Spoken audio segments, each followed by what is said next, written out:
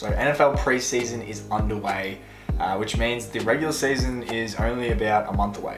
And so I thought, what better time to preview every single team, every single division, and obviously today's one, including my Cardinals, the NFC West. My Cardinals, the outlook is bleak. I've said it before.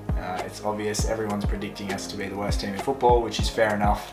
But basically today, I thought I'd take the time to run through, obviously NFC West today, run through each team, Cardinals, Rams, Seahawks, and 49ers. Let's talk about each one individually, their key players, and ultimately provide you with a little prediction, sort of a vague idea of where I think their record's going to lie come the end of the season, and who's ultimately going to win this division. So without further ado, let's just get into it.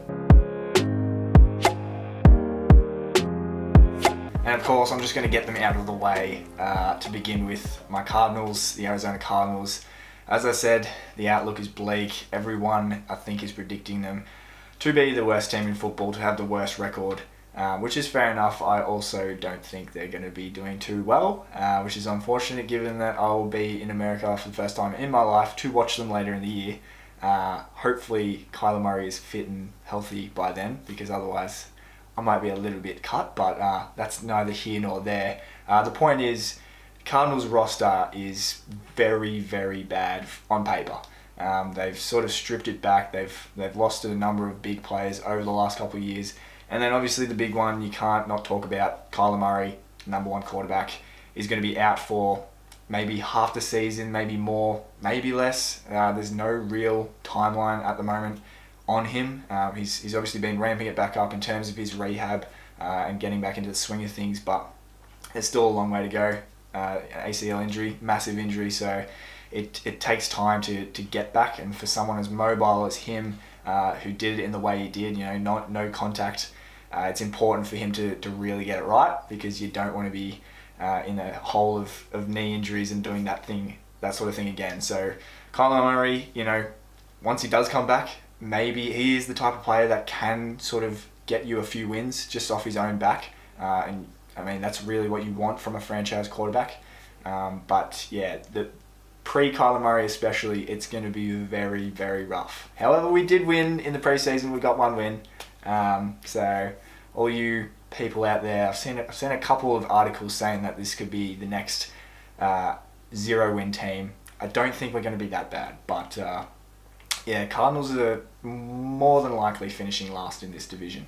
And in terms of other sort of key players to look out for, if you haven't seen, I've been doing some shorts this month, looking at one player from every single team in the NFL, one to look out for. And so the player that I picked for the Cardinals is BJ Ojulari, the rookie, selected in round 2 of this most recent draft. He's an edge rusher, and he's got bundles of potential and lots of opportunity, given that the roster, as I said, is very, very short of talent. And then the other ones I wanted to mention, Budda Baker, given just the situation that he wants to leave. And another safety, a new addition, Isaiah Simmons, a new addition to the safety room, that is, because obviously he's been on the team for a number of seasons now, but he's apparently he's been training with the safeties, and he's just going to be a safety. Obviously he might, be swung around here and there because he is that versatile player, but beforehand he's been thrown around as up on the line as an edge rusher, linebacker, slot cornerback. He's pretty much done it all, but it sounds like he's going to solidify a role, which is important because he's a very good player, but we need to see more from him. And then in terms of the offensive side, I think the one to look out for is Michael Wilson, another rookie. He's a receiver, and he's out of Stanford, selected in round 3, I believe. But he's one that a lot of people are talking about. He could be the receiver particularly that falls, and we look at in maybe a year or two, like an Amon-Ra St. Brown a few years ago, selected in round 4. We could be looking at him as one that got away for a lot of teams. So I'm excited for a number of players, but ultimately the outlook, I'm going to be giving them a record of 3-14. I'd be surprised if we get more than 4 wins, I'll be honest. So that's my prediction for the Cardinals.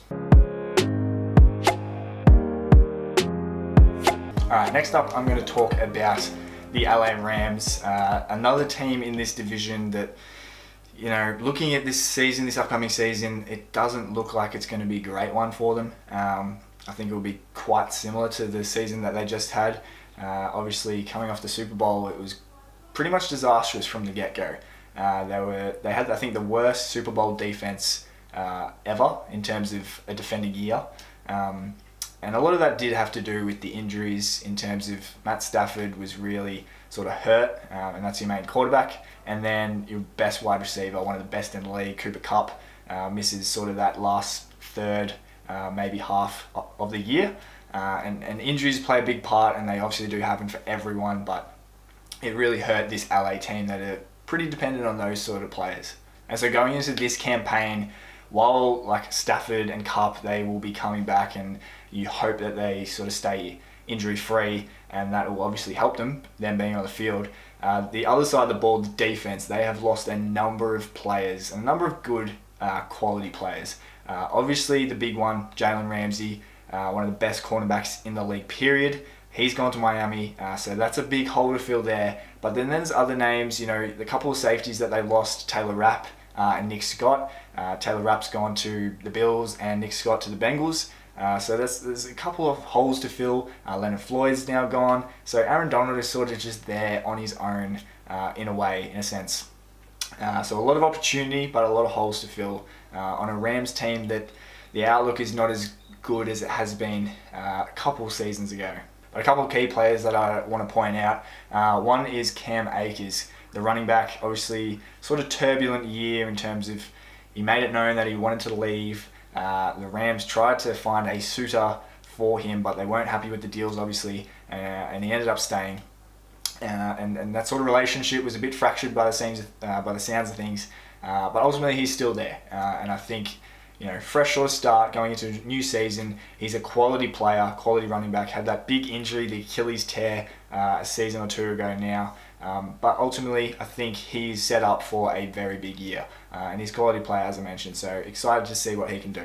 So in terms of their record, I think they're going to sit around the same sort of mark. I'm giving them 6 wins, 11 losses. I just don't see it being a very good season at all. Very similar to last season. They've lost a lot of players, and there's question marks as to whether Stafford can really replicate what he did a couple seasons ago, because he's not getting any younger.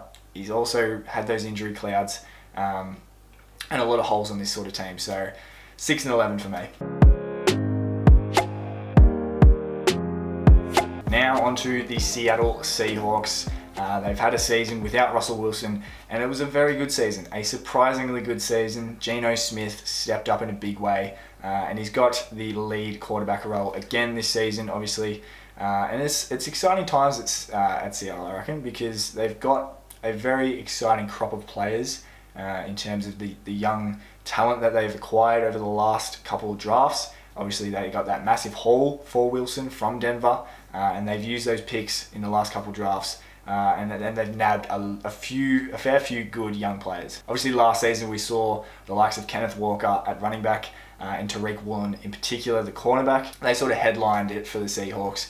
Were potential offensive and defensive rookies of the year candidates. A lot of people did want Tariq Woolen to win. I think Sauce was the correct choice, but Tariq Woolen, given he was a 4th round pick, unbelievable sort of player and unbelievable sort of size and speed combination. Going into year 2, anything can happen for this player. And then in terms of the most recent draft, they picked up Zach Charbonnet to sort of pair with Kenneth Walker in the 2nd round. That could be an interesting one. A lot of teams going forward with the sort of multiple backs situation. Obviously that lead back role and the running back situation, the whole landscape is a whole different story. We sort of touched on it in a previous video a couple of weeks ago, but that could be a very interesting take, because Kenneth Walker was quite effective when he was given that lead role when Rashad Penny went down early. So Zach Charbonnet, an interesting one. Obviously, the other offensive player, Jackson Smith-Njigba, the receiver. Many tout to be a sort of offensive rookie of the year candidate. He was the first receiver taken off the board, so he's got bundles of talent, and in a room with DK Metcalf and Tyler Lockett, he'll be learning heaps as well. And then on the other side of the ball, Devin Witherspoon, cornerback, taken at pick number 5. Bundles of energy, a sort of undersized cornerback compared to others, but He can play in that sort of slot role if need be, but also capable of playing on the outside. He's sort of got that real grit about him, and it'll be very exciting to see him paired up with Tariq Woolen as well. So really, I think the biggest question for the Seahawks this season is, can Geno Smith do it again? And can he sort of maybe take another step for this team? Because that's what they really will ultimately need. I think they've got a number of nice pieces that we've mentioned, but for them to sort of pip the 49ers, who we're about to talk about, and who I think is going to win the division, they will need a bit more than what they had last season, obviously. It was a very good season, a very surprising season, but now, we sort of expect a certain level from these Seahawks, and maybe even expect a little bit more. And in terms of the record, I'm going to give them 10 wins and 7 losses.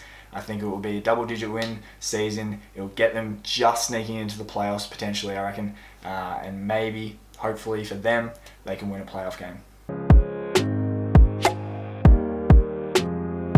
But now that does take us to who I think is going to win this division, who I think most people will put to win the division. The 49ers, they're really just holistically one of the best teams in the NFL, let alone this division. So I think it's a quite safe and obvious option, but for good reason, because just across the board, not even just their roster, I'm talking about the coaches and the GM, everything the 49ers seem to do right. And then we'll talk about the players, obviously. In terms of the stars, you've got Nick Bosa on the defense. He's the general. Fred Warner, best linebacker in the league right now.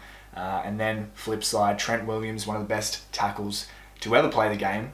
He's still playing at a very, very high level. And then obviously Christian McCaffrey, one of the most exciting, talented players because of the way he can play running back and also be a receiver, basically. The one interesting thing, though, that we need to talk about is the quarterback situation.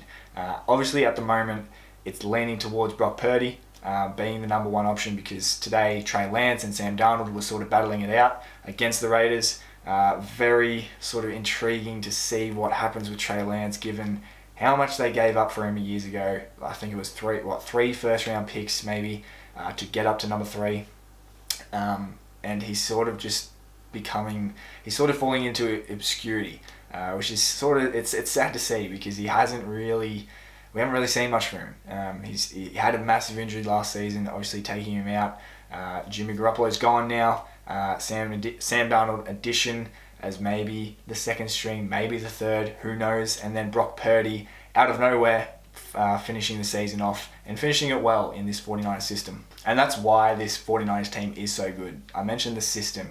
Kyle Shanahan and all the other people around him have created this sort of system and play style of the 49ers that they can just slot players in and it works. And the best example was obviously last season with the quarterback injuries in Trey Lance, Jimmy Garoppolo. Brock Purdy stepped up, and while he might have a certain ceiling, if he was in a different team, it probably wouldn't go as well. But because he is in this 49ers system, it works, and it's going to work for them. And I see them winning the division, like most, I'd say. And so in terms of a record, I'm going big. I'm going 15 wins and 2 losses. I think this division will give them a platform to grab every single win against the Rams, the Seahawks, and the Cardinals. And then in terms of the other games, I think they'll just be very strong. The only thing that sort of stumps them is a quarterback injury, because that could completely derail if it happens early. But barring that sort of occurrence, we're not wishing that upon them. I think it will be a massive season for the 49ers, and that sort of record could ultimately get them the 1 seed. But that is it for this video. My sort of predictions for the NFC West in particular. Let me know which division you want to see next, if it includes your team, and let me know your predictions for this division in terms of who's going to finish first, second, third, and dead last.